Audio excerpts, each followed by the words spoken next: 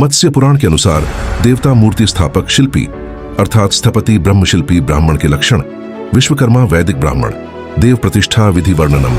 सूत उवाच अतः परम प्रवक्ष्यामि मूर्तिपाणान्तु लक्षणम स्थापकस्य समासेन लक्षणम शृणुत द्विजा। 265 उन एक सर्वावयव संपूर्णो वेद मंत्र विशारदा पुराण वेत्ता तत्वज्ञो दंभलोभ विवर्जितः। 220.2 कृष्ण सारमये देशे उत्पन्नश्च शुभाकृतिः शौचाचार परो नित्यं पाषण्डकुल निस्पृहः। 235 समः शत्रौ च मित्रे च ब्रह्मोपेन्द्रः प्रियः ऊहापोहार्थ तत्वज्ञो वास्तुशास्त्रस्य पारगः।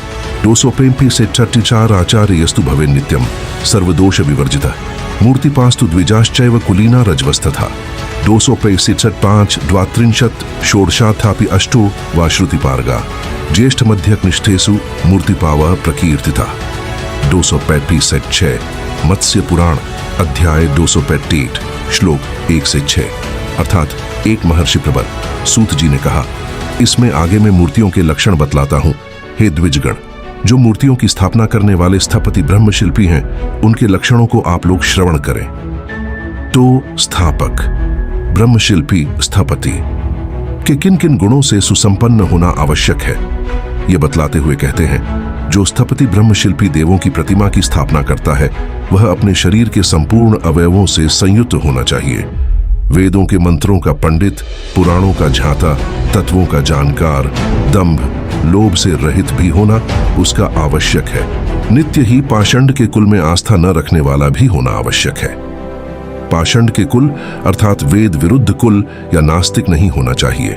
4 देवमूर्ति का स्थापक ब्रह्मशिल्पी पुरुष शत्रु और मित्र दोनों में समान व्यवहार रखने वाला होवे। ब्रह्मा विष्णु और शिव का प्रिय हो। ऊहा और पोह तर्क वितर्क के तत्वों का झांता तथा वास्तुशिल्प शास्त्र का पारगामी विद्वान होना चाहिए।